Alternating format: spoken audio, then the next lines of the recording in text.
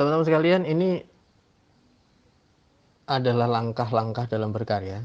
Saya mungkin tidak spesifik atau tidak persis menyampaikan bahwa ini adalah langkah awal dalam berkarya. Mungkin kalau di poin-poin yang disampaikan di Instagram sebelumnya adalah bagaimana nih untuk pemula. Tapi paling enggak saya akan sampaikan dulu langkah-langkahnya secara garis besar. Nanti bagaimana untuk pemula atau mungkin untuk yang sudah advance itu seperti apa, nanti mungkin kita bisa diskusi. Nah, langkah dalam berkarya itu pertama memang lagi-lagi kembali ke niat.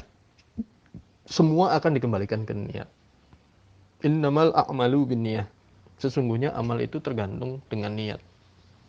Jadi ya kita mau bikin karya sekedar bikin karya aja, atau kita mau bikin karya tapi kita punya makna. Tinggal kita milih. Kalau kita memang ingin meninggalkan jejak ya, jejak yang baik di dunia ini, ya tentunya kita juga harus bikin karya yang baik juga. Jadi nggak sekedar melewatkan masa hidup kita yang jelas nggak bisa diulang, tapi hampir meaningless, itu akan sangat sayang sekali. Makanya kembalikan itu ke niat. Jadi kalau kita mau berkarya, niat awal kita apa sih sebenarnya? Niat bikin karya ini mau apa sih?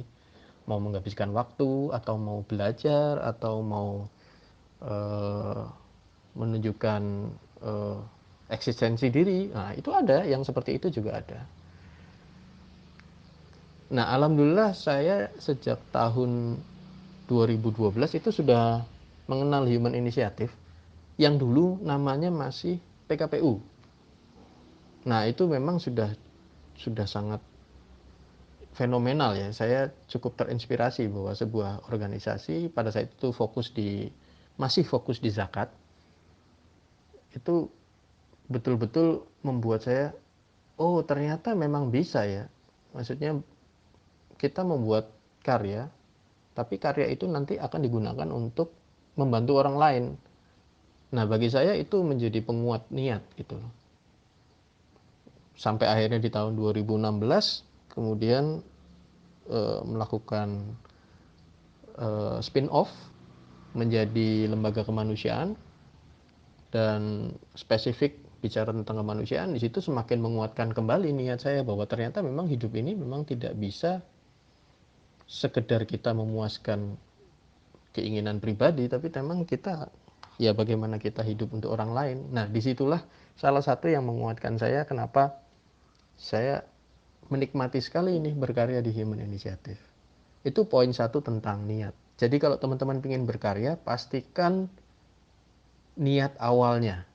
Nawaitunya apa? Oke, saya masuk ke langkah kedua, yaitu informasi awal.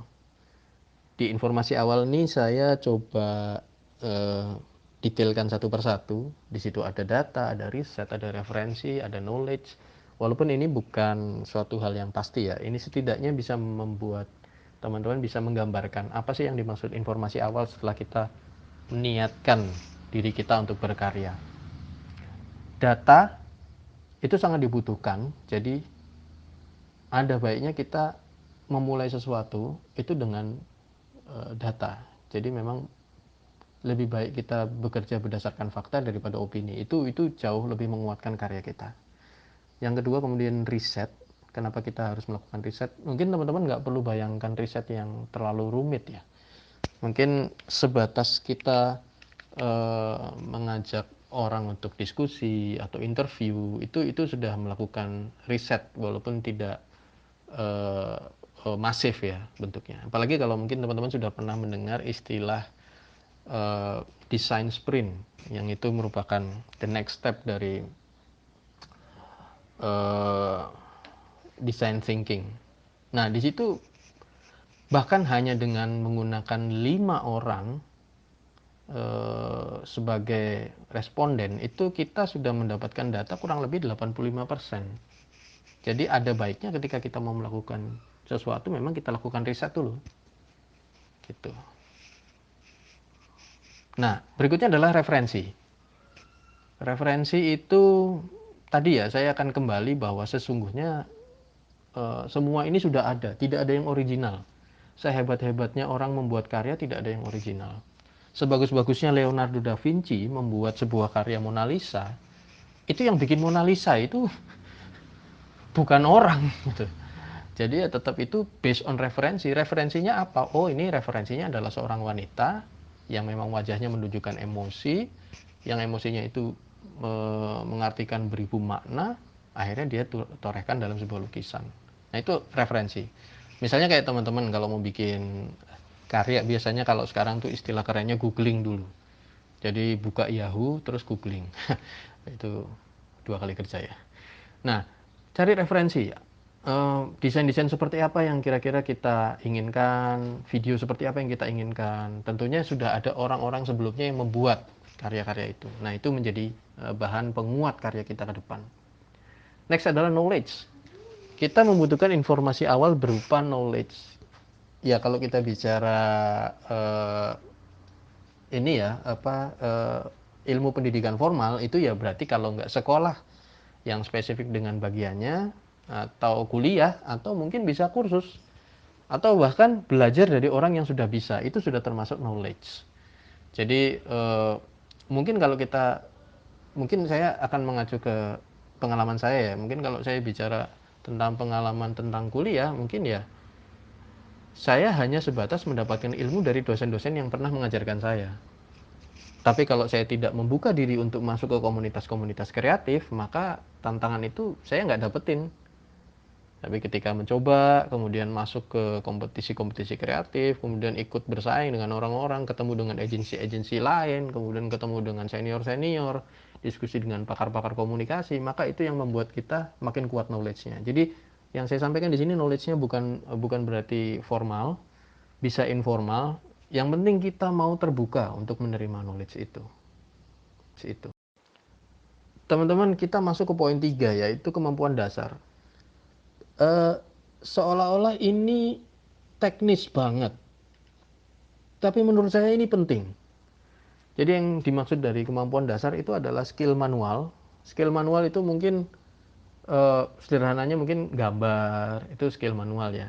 Terus bisa prakarya, bisa bikin karya sederhana, bisa gunting lem dan segala macam, itu termasuk prakarya. Nah, skill digital adalah pengembangan dari basic manual. Misalnya kalau dasarnya adalah gambar, ketika dia masuk ke tahapan digital, dia ada yang namanya mungkin coloring. Gambarnya sketsa pakai pensil, di-scan dimasukkan ke komputer, di komputer dibuka menggunakan Photoshop, coloring menggunakan Photoshop. Nah, itu sudah masuk skill digital.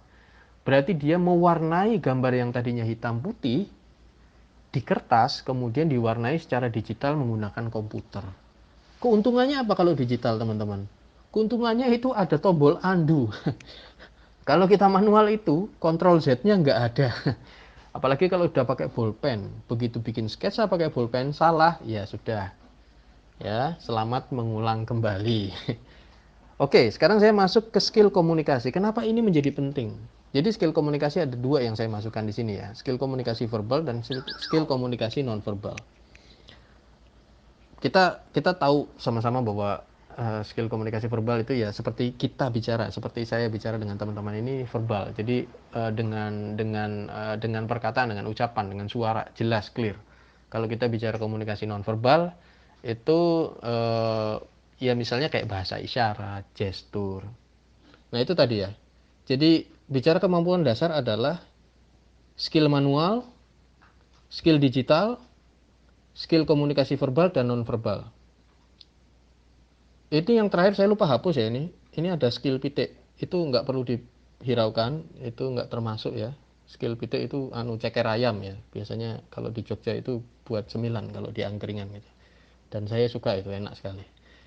Oke, kenapa kemampuan dasar itu penting? Jadi kalau kita punya skill itu akan mempermudah pekerjaan kita. Akan mempermudah proses kita membuat karya. Bahwa itu dibutuhkan, iya dibutuhkan. Bahwa itu kalau misalnya kita tidak punya, apakah kita tidak bisa berkarya? Itu sangat bisa. Sangat bisa. Pertama, kita bisa belajar. Yang kedua, kita bisa minta tolong orang lain. Berarti konteksnya kita berkolaborasi. Jadi kemampuan dasar itu penting-penting. Pengalaman saya pribadi, saya merasakan bahwa dengan kita sering berlatih ya menggunakan syaraf-syaraf motorik ya, itu sangat membantu dari segi taste. Orang yang punya skill manual bagus biasanya taste-nya bagus. Rata-rata desainer yang bisa manual itu seleranya bagus. Bukan berarti saya mengecilkan teman-teman yang tidak bisa menggambar atau tidak bisa lettering atau apa yang manual ya, bukan berarti saya mengecilkan seperti itu, tapi itu sedikit mempermudah proses yang dilakukan. Karena apa? Karena kita punya muscle memory, teman-teman. Semakin sering kita melakukan itu, semakin hafal kita. Contoh sederhananya, mungkin kalau pertama saya mendapatkan pelajaran ilustrasi itu tidak langsung menggambar wajah, tapi menggambar kotak dulu, menggambar tempat sampah, menggambar kubus, menggambar limas, itu seperti itu. Karena ternyata bentuk-bentuk manusia itu ya gabungan dari bentuk-bentuk seperti itu. Belajar gambar buah, apa segala macam. Tapi saya merasakan manfaatnya bahwa dengan terbiasa melakukan skill manual, maka secara tidak langsung taste kita itu eh, terbangun gitu. Secara tidak langsung. Bahkan bahkan ini sesederhana teman-teman masih sering menulis secara manual, teman-teman. Kalau saya boleh nyarankan, jangan tinggalkan menulis manual. Kalau punya notebook, sering-sering nulis. Saya itu paling seneng dengan tulisan dokter. Karena saya susah bacanya. Oke. Oke, teman-teman, poin berikutnya adalah bicara pesan. Apa sih yang ingin disampaikan dari karya kita? Saya mengacu pada teori dasar ya. Jadi kalau kita ngomong 5W1H itu jelas. Itu bicara what, bicara why, bicara when, bicara where, bicara who, bicara how. Apa yang akan disampaikan, siapa yang menyampaikan atau kepada siapa itu akan disampaikan, when, kapan itu akan disampaikan, where, di mana itu akan disampaikan, who, siapa yang menyampaikan, untuk siapa pesan itu disampaikan, kemudian how, bagaimana. Jadi harus clear. Ini kalau di bahasa marketing communication ya, ini kita sebut sebagai target audience. Kita harus spesifik, harus clear. Sebenarnya ini targetnya siapa sih? Pesan ini mau ditujukan ke siapa? Makanya sekarang film saja sudah menggunakan rating.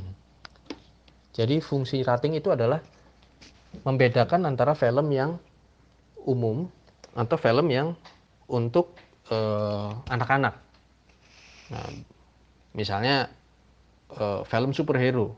Kalau kita nggak tahu, mungkin superhero itu umum untuk semuanya karena memang anak-anak suka superhero. Tapi faktanya di film-film itu bahkan punya segmentasi khusus. Kalau kita bicara Spider-Man, mungkin itu anak-anak bisa lihat. Tapi kalau kita bicara Deadpool, itu format filmnya benar-benar vulgar karena dia memang R. Ratednya itu R. Jadi itu yang disebut tadi ya. Jadi kalau kita memahami 5W1H, kita bisa spesifik. Oh, ini segmennya kita ini nih. Oh, ini kita menyampaikan untuk kalangan ini. Oh, ini kita menyampaikan kepada orang-orang ini. Jadi memang itu mempermudah kita supaya kita membiasakan berkomunikasi dengan sistem sniper ya. Jadi bukan shotgun. Kalau shotgun itu kan meluas ya sasarannya. Tapi kalau bisa ini sniper, tepat sasaran. Saya akan masuk ke konsep. Jadi setelah pesan kita sudah bayangkan nih karya kita akan disampaikan pesannya seperti apa, lalu kita masuk ke konseping. Ini bisa dibilang ini sudah masuk ke ranah pra-produksi. Jadi ini bicara ide. Jadi yang akan menguatkan konsep ini ada macam-macam teman-teman. Ada ide, ada inspirasi, ada pengalaman. Pengalaman ini macam-macam ya. Bisa pengalaman pribadi, ada bisa pengalaman orang lain. Misalnya pengalaman pribadi itu kalau dalam karya itu mungkin yang cukup fenomenal ya di Indonesia. Walaupun saya belum nonton ini. Itu film Dilan. Nah, Dilan itu kan diangkat dari sebuah novel yang eh, ini ya apa isunya, waduh, apa ya bahasanya, yang hawa-hawanya itu diangkat dari pengalaman pribadi dari si penulis buku itu, yang yang notabene dia juga menjadi sutradara di film itu. Nah, ini salah satu pengalaman pribadi yang kemudian menjadi karya. Ada pengalaman orang lain yang kemudian dijadikan karya banyak. Misalnya film-film true story. Itu kan yang melakukan adalah orang lain, tapi kemudian disampaikan kembali dalam kemasan yang berbeda. Nah, itu banyak sekali kalau kita lihat. Nah, itu adalah pengalaman. Lalu ada masukan dari orang-orang terdekat kita, masukan orang lain, dan masukan ini saya coba lebih luas ya.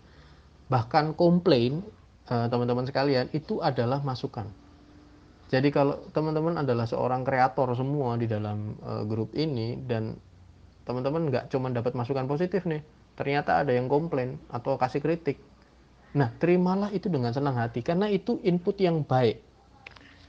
Biasanya kalau ada masukan yang berbeda, atau mungkin kita merasa awalnya itu adalah hal yang negatif atau bahkan ofensif, coba kita kumpulkan dulu, kita lihat, oh ini berarti angle tambahan yang selama ini kita tidak pikirkan. Dan itu, percayalah teman-teman, itu akan menguatkan konsep kita. Next adalah diskusi. Nah, diskusi ini ya kita ngobrol sebelum bikin karya. Jadi, nah kalau saya ini ngobrol sendiri nih, saya monolog ini dari tadi, nggak ada temennya. Tapi nggak apa-apa lah. Saya yakin teman-teman bersama saya.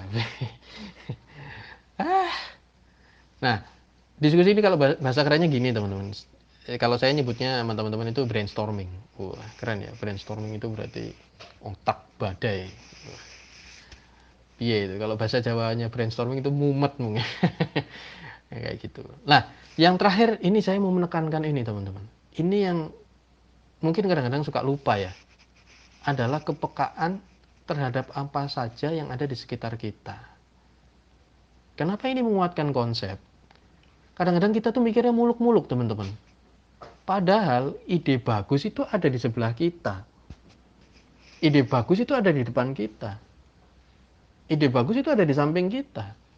Tapi kita tuh, wah cari inspirasi dulu. Apa sih gayanya, misalnya ada yang modelnya kalau misalnya, wah ada suntuk nih ke kafe. Wah, cari inspirasi. Wah. Padahal kalau kafe itu kan yang tadinya minum kopi 2,5 jadi 25.000 ya. Ya itu karena saya orang yang ngirit ya. Cuman jangan ditiru teman-teman. Intinya gini, kalau kita peka terhadap lingkungan di sekitar kita, inspirasi itu datang dari mana aja teman-teman. Datang dari mana aja. Saya itu termasuk orang yang random kalau bikin karya. Karena apa? Ya karena terlalu peka ya. Kadang-kadang di jamba anak saya aja itu langsung jadi video. Tapi memang begitu gitu. Nah kadang-kadang kita tuh hanya butuh sedikit aware dengan sekitar kita. Makanya ini pesan almarhum bapak saya ya. Jadi saya manggilnya papa ya. Tapi kalau saya memang dipanggil anak saya bapak ya. Mungkin saya nggak pantas dipanggil papa ya. Karena keren banget. Papa Rega. Itu kayak nggak pantas ya. Pantasnya Bapak Rega. Nah, almarhum papa itu pernah jelasin tentang Iqra atau membaca. Tapi bukan secara harafiah saja kita membaca. Oke, kita harus membaca. Kita harus membaca buku untuk mendapatkan ilmu. Tapi kita juga harus bisa membaca situasi. Kalau kita bisa baca situasi, itu kita bisa melakukan planning apa yang harus kita lakukan. Kalau kita terbiasa melihat sekitar, itu kita ngerti apa yang kita harus persiapkan. Termasuk bagaimana membaca perasaan orang lain.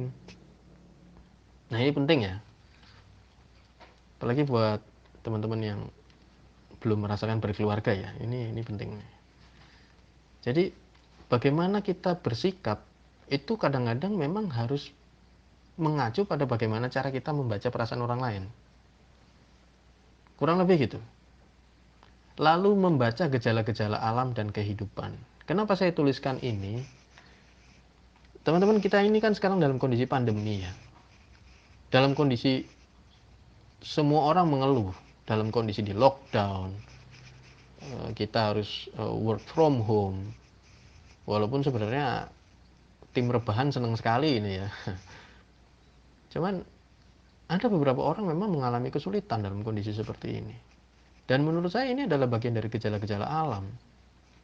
Tapi percayalah bahwa kalau kita mau lihat dari sisi positif, sebetulnya alam ini lagi recovery teman-teman. Sekarang itu kita bisa ngelihat gunung itu dengan bagus. Karena apa? Kendaraan makin berkurang keluar. Polusi berkurang.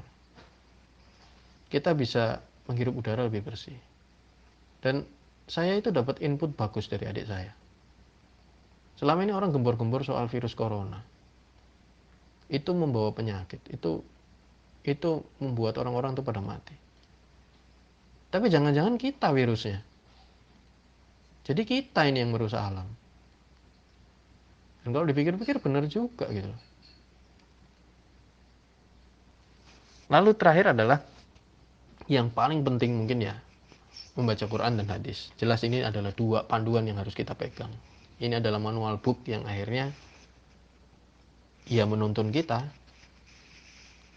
kemana kita mau berjalan sampai kita sudah selesai waktunya. Nah, ini adalah konsep. Teman-teman, saya mau masuk ke ranah eksekusi. Ini yang sebetulnya menarik, teman-teman. Kalau kita sudah matang di konsep, kita punya dua cara untuk melakukan eksekusi ini. Setahu saya ini hanya dua. Eksekusi itu berarti produksi. Jadi kalau kita bicara produksi sendiri, itu ya berarti kita lakukan misalnya desain ya, mendesain sendiri. Kalau yang satunya adalah kolaborasi. Nah, kolaborasi itu ya kita melibatkan orang lain di situ dari segi produksi. Apakah desain itu ada dengan model kolaborasi? Banyak banget. Kalau kita bicara karya-karya street art, graffiti, mural, itu rata-rata semua berkolaborasi. Kalau kita bicara karya-karya seni kontemporer, itu mungkin biasanya senimannya akan melakukan sendiri. Tapi ketika mereka melakukan exhibition, itu biasanya mereka collaboration tuh bareng-bareng tuh. Nah, itu ada di ranah eksekusi. Kenapa saya bilang ini menarik? Karena kalau kita buat karya sendiri itu biasanya nggak ada masalah, nggak ada halangan. Karena apa? Kita tidak akan berbenturan egonya dengan orang lain. Tapi kalau saat kita kolaborasi, itu kita harus pinter-pinter ngalah. Kapan kita mau menguatkan ide kita, kapan kita yang mau, oh nggak bisa, aku kan jauh lebih pinter editing, mendingan kamu yang syuting, aku yang editing. Oh, misalnya kayak gitu. Itu kan ada ya, ada ego yang bermain di situ. Tapi kalau kita kolaborasi itu harus dihilangkan. Gitu. Nah, ranah eksekusi ini menarik teman-teman. Kalau kita lihat sekarang dengan kondisi teknologi ya sudah sangat dibantu. Ini eksekusi menjadi sangat mudah karena tools di luar sana itu sekarang bagus-bagus teman-teman. Saya mungkin masih ngerasain itu tugas kuliah fotografi itu menggunakan kamera analog. Yang kalau motret saya nggak ngerti hasilnya. Harap-harap cemas setelah rollnya habis dicetak baru kelihatan hasilnya. Iya kalau bagus, kalau enggak ngulang lagi. Kalau sekarang kamera itu bisa dilihat habis foto preview dulu ya kan. Oh jelek, delete. Nah, itu enak sekali. Apalagi satu foto berkali-kali nyepretnya ya kan. Nanti yang diambil satu. Itu keren banget sih sekarang. Dan itu adalah ini ya teman-teman. Itu adalah godaan sebenarnya. Jadi ketika kita diberikan kemudahan dengan teknologi, itu tantangannya adalah kita menjadi malas. Biasanya seperti itu. Orang akan bergantung dengan tools. Alasannya, wah saya nggak punya mirrorless, wah saya nggak punya ini, saya punyanya cuma HP. Teman-teman, mohon maaf saya harus sampaikan bahwa tools itu adalah nomor sekian. Kalau kita tarik mundur ya ke 5 poin sebelumnya, itu kita akan sangat sayang kalau kita hanya bergantung pada tools di ranah eksekusi. Kita berarti membuang konsep, kita berarti membuang pesan, kita membuang kemampuan dasar kita membuang informasi awal, bahkan kita menyepelekan niat kita. Jadi saya mengajak teman-teman sekalian yang dimana di sini teman-teman konten kreator semua, yang kreatif semua, tolong jangan bergantung dengan tools. Saya banyak belajar dengan teman-teman yang memang betul-betul bergerak dengan apa yang ada. Karena sebetulnya bukan dari situ mereka berkarya, tapi dari hati. Kalau udah bicara hati, bahkan sesederhana HP itu bisa jadi karya bagus. Tapi bukan berarti kan HP sekarang memang udah bagus-bagus juga ya gambarnya. Tapi maksud saya, kita coba pikirkan dalam ranah eksekusi itu, menjadi hal yang menjadi ini ya, dorongan yang lebih kuat ketika kita kondisi sudah didukung dengan teknologi yang baik. Sekedar berbagi pengalaman, nanti mungkin teman-teman bisa cek di CV saya. Saya sangat menyukai eksekusi dengan craftsmanship yang baik. Craftsmanship itu tingkat ini ya, kerajinan tangan atau apa ya? Mungkin kalau bahasa bahasa Jawanya itu ting celekunik ya. Apa ya? Ya gitu. Jadi membuat sesuatu tuh sangat detail, buat sesuatu yang sangat rinci. Mungkin saya akan share beberapa karya saya nanti, mungkin, atau mungkin teman-teman bisa tanya nanti yang karya yang seperti apa yang dimaksud dengan craftsmanship. Jadi ada beberapa karya yang memang memenangkan lomba pada saat lomba di ajang kreatif, itu salah satu penilaiannya adalah craftsmanship atau bagaimana secara bagus kita melakukan proses eksekusi. Kalau bicara desain, itu desainnya detail, warnanya bagus, layoutnya bagus, fotonya jelas. Itu kalau bicara desain. Kalau bicara video, editingnya bagus, soundnya bagus, sinematografinya bagus. Kalau bicara foto, pesannya nyampe, humanis, lalu kuat ekspresinya dan segala macam. Nah, itu tidak bergantung dengan alat, sekali lagi teman-teman. Itu hanya butuh passion. Oke, ini cukup panjang ya di ranah eksekusi. Saya akan lanjut ke bagian yang terakhir. Bagian terakhir adalah karya. Ini adalah outputnya. Apakah ini menjadi output finalnya? Mungkin. Apakah ini kemudian akan berlanjut menjadi karya yang lain? Bisa jadi. Tapi ketika sudah selesai dari proses eksekusi, maka itu sudah lahir menjadi karya. Karya itu bisa macam-macam. Bisa berupa desain komunikasi visual, tadi yang disampaikan 3 poin yang sebelumnya. Bisa itu berupa gambar, bisa berupa foto, bisa berupa video, bisa berupa suara, bisa berupa musik, bisa berupa gambar, bisa berupa sketsa. Banyak ya. Atau kalau sekarang itu ada tarian yang, jadi karya-karya yang coba, saya tetap menyebut itu sebagai karya ya. Kombinasi antara musik yang populer dengan gerakan-gerakan yang sudah dicontohkan dan dilakukan dalam durasi singkat, itu saya tetap menyebut itu sebagai karya. Saya sebut aja inisialnya TikTok. Nah, itu tetap karya menurut saya. Hanya kalau saya mau tarik mundur dari segi eksekusi, itu jelas sangat sederhana, hanya menggunakan smartphone. Lalu kita bicara konsep. Sepertinya kalau konsep itu model TikTok itu memang sudah ada templatenya, sehingga kita tinggal meniru. Maka tidak ada eksplorasi konsep di situ. Lalu saya tarik lagi mundur. Ini saya agak sedih nih. Semakin mundur kayaknya semakin hilang value-nya. Pesan yang mau disampaikan, kemudian apakah membutuhkan kemampuan dasar atau apa segala. Nah, teman-teman, maksud saya begini, saya tidak ingin mengecilkan aplikasi tersebut, tapi kita harus kembalikan lagi itu. Kenapa ini saya buat circle seperti ini? Ketika itu sudah keluar menjadi sebuah karya, dan ini akan kembali lagi ke niat. Apakah karya yang sudah keluar itu sudah sesuai dengan niat awal kita? Kalau sudah sesuai, alhamdulillah, berarti itu adalah waktu untuk membuat karya yang lain. Tapi kalau tidak sesuai, kita harus cek di mana yang salah. Apakah prosesnya, apakah konsepnya, atau mungkin kita yang kurang mampu.